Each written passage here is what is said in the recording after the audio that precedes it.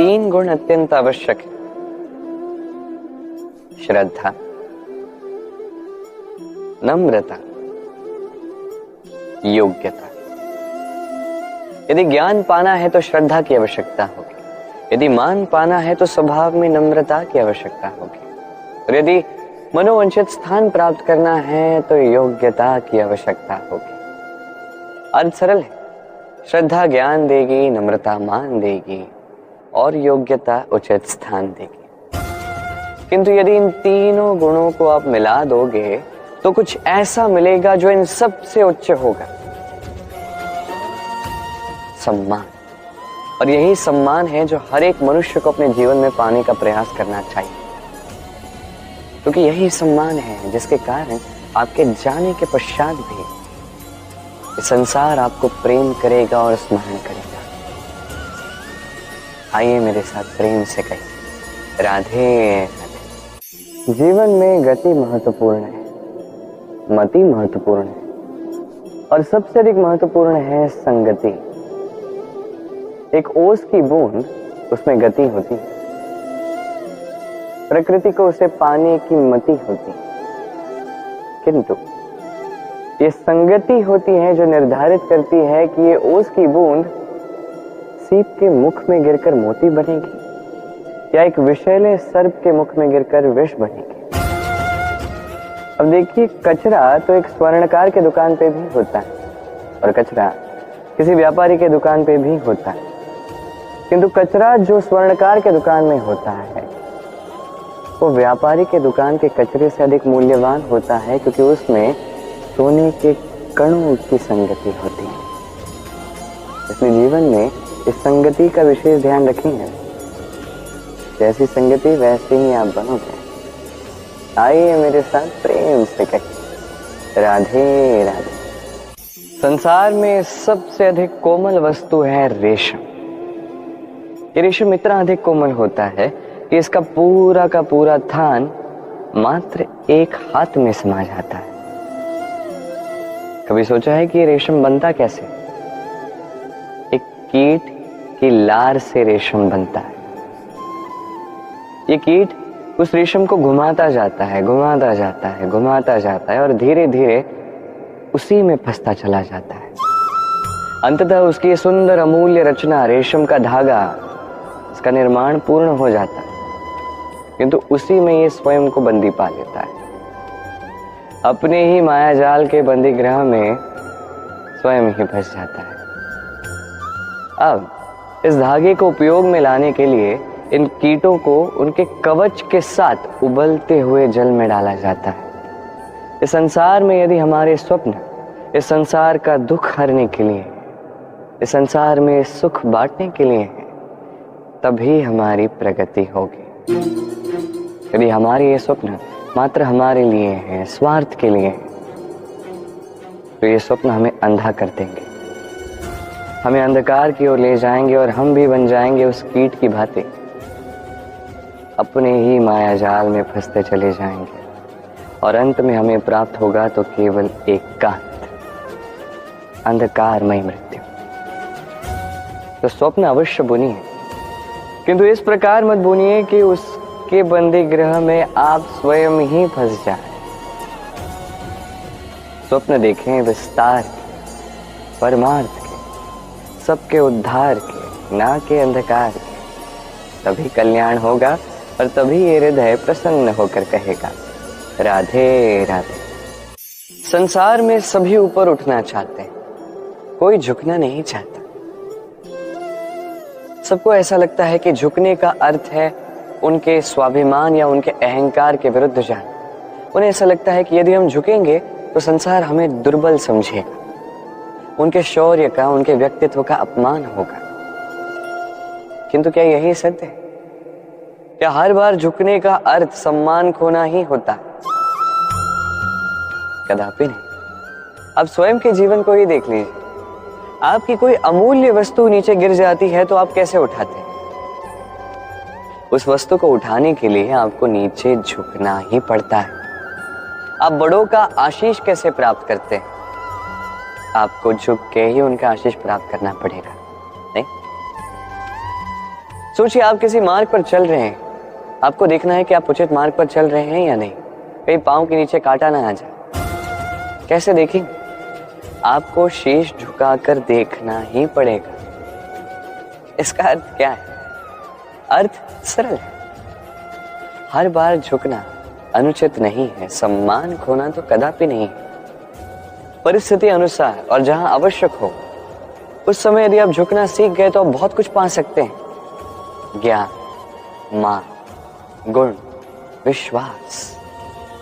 तो आवश्यकता और परिस्थिति के अनुसार झुकना सीख जाएंगे, इसमें कुछ भी अनुचित नहीं है।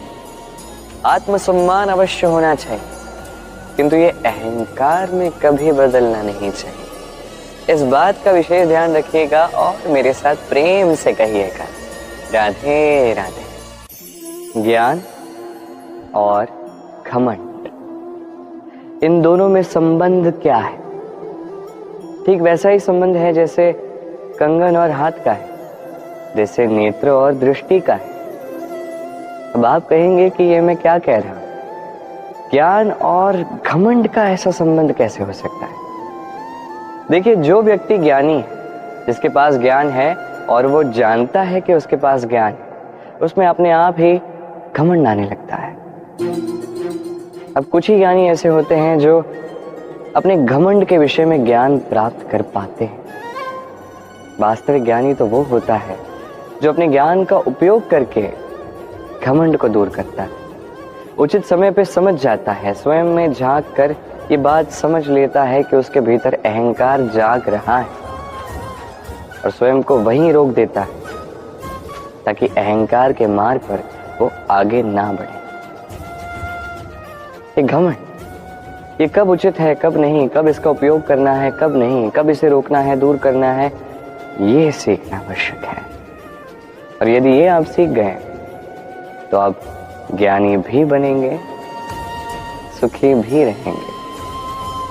स्मरण रखिएगा, कभी इस ज्ञान पर घमंड नहीं करना है, अपितु सदैव अपने घमंड के विषय में ज्ञान रखना है। आइए मेरे साथ प्रेम से कहिए, राधे राधे। हम सभी फल खाते हैं, किंतु हमें वही फल प्रिय होते हैं जो परिपक्व होते हैं, जो नम्र हो जाते हैं और भी अधिक मीठे स्वादिष्ट हो जाते हैं, जिनका रंग खिल उठता है। वैसे ही जीवन में हम अनेक मनुष्यों से मिलते हैं, किंतु वही मनुष्य हमारे मन को भाते हैं जो विनम्र होते हैं, जिनकी वाणी मीठी होती है, जिनके भीतर एक आत्मविश्वास का तेज, एक रंग सा दिखता है। अब ऐसा व्यक्ति हम कैसे बने? ठीक वैसे ही जैसे एक फल धूप, वर्षा, शीत, वायु, इन सभी संकटों का सामना करके परिपक्व होता है, वैसे ही मनुष्य संकटों का सामना करके परिपक्व होता है। इन संकटों का सामना करोगे तो अनुभव मिलता है, यही अनुभव सीख देता है। ये अनुभव हमें ये सिखा जाता है कि हमें विनम्र रहना चाहिए, अहंकार में कुछ नहीं रखा। हमें मीठी वाणी का मूल्य समझा जाता है, यही अनुभव हमें समझाता है कि उचित क्या है, अनुचित क्या है, हमें स्पष्टता दे जाता है और इसी स्पष्टता से आत्मविश्वास जागता है। इसलिए जीवन में कभी भी संकटों से दूर ना भागे, उनका सामना करें, अनुभव प्राप्त करें, उनसे सीख प्राप्त करें, ऐसे ही आप परिपक्व हो। आइए मेरे साथ प्रेम से कहिए, राधे राधे। मनुष्य जीवन में सबसे अधिक महत्वपूर्ण है मन की एकाग्रता। इस संसार में जो भी महान कर्म हुए हैं, ये मन की एकाग्रता का ही फल है। आपने कभी देखा होगा, अनेक छोटी बड़ी नदियां बहती हैं, इनके सामने एक बांध बनाया जाता है इन सब का संचय करने के लिए। बांध बन गया तो आवश्यकता के अनुसार या मन के अनुसार इसका उपयोग किया जा सकता है। अब ऐसा ही हमारे मन के साथ भी है। हमारे मन की एकाग्रता आज के समय में अनेक विकारों में, खेलों में, भोगों में बट चुकी है। इसे एकाग्र करना होगा, एक बांध बनाना होगा,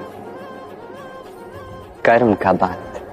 आपको करना केवल इतना है कि जो उचित कर्म है वही कीजिए, जो अनुचित कर्म है वो करने से स्वयं को रोकिए। बस यही कार्य आप करते जाइए, मन में एकाग्रता का बांध बन जाएगा और एक बार ये बन गया तो अब जब चाहे, जहां चाहे, जितना चाहे एकाग्रता का उपयोग कर सकते हैं।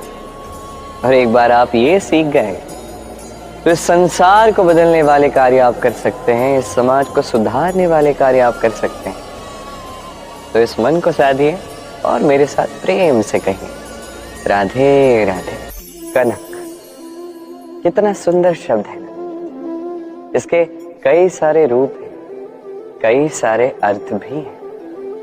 पहला अर्थ स्वर्ण अर्थात संपत्ति।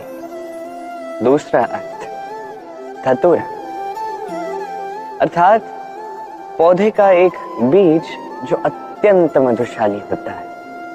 यदि अधिक मात्रा में इसका उपयोग किया जाए तो ये विष का भी कार्य करता है। ये वही धतूरा है जिसका उपयोग महादेव की पूजा में किया जाता है। अब ये प्रश्न है कि स्वर्ण और धतूरा, इन दोनों में समानता क्या है? समानता ये है कि ये दोनों ही मनुष्य को मध देते हैं। धतूरा मनुष्य को मध तब देता है जब उसका सेवन किया जाए, किंतु स्वर्ण धन संपत्ति, मनुष्य इसे पा भी ले उतना ही पर्याप्त है। वो मनुष्य के सोचने समझने की शक्ति को वश में कर लेता है। मनुष्य धन के मद में चूर हो जाता है, क्योंकि जो जितना चमत्कारी है, जितना अमूल्य है, उसे संभालना भी तो उतना ही कठिन होगा। नहीं, स्मरण रखिएगा, धन, स्वर्ण, संपत्ति ये धतूरे से कहीं अधिक विषक्त हो सकते हैं। तो इन पे संयम का एक कवच बनाए रखिएगा और विवेक की शक्ति के साथ इसका उपयोग कीजिए, तभी कल्याण होगा। आइए मेरे साथ प्रेम से कहें, राधे राधे। धन संचित किया जा सकता है और इसीलिए धन सबसे अधिक मूल्यवान संपत्ति नहीं है। अब आप कहेंगे कि मैं क्या कह रहा हूं, धन तो मूल्यवान है, हम सभी अर्जित करने में लगे हुए हैं। वो इसलिए क्योंकि आप नहीं जानते कि संसार की सबसे मूल्यवान संपत्ति क्या है। ये वो संपत्ति है जो कभी संचित नहीं की जा सकती।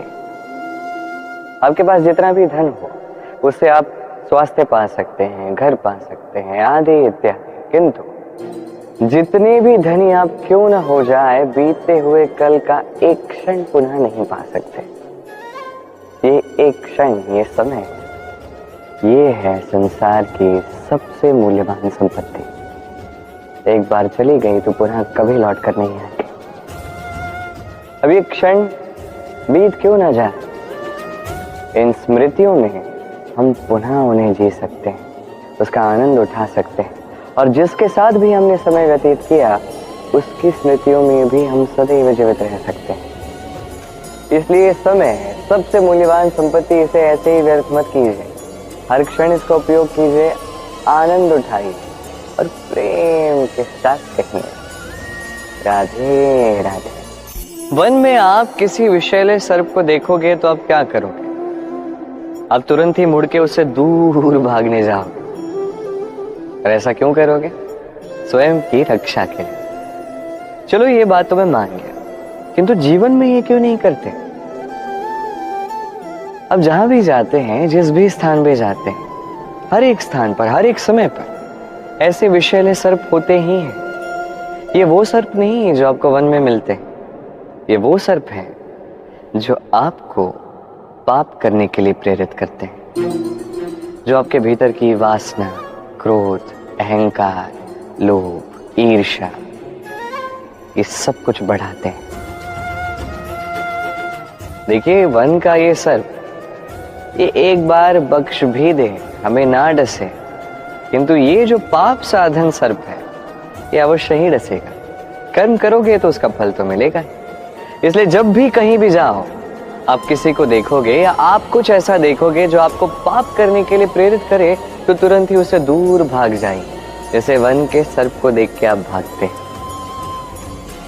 सत्कर्म की रक्षा आवश्यक है। आइए मेरे साथ प्रेम से कहें, राधे राधे।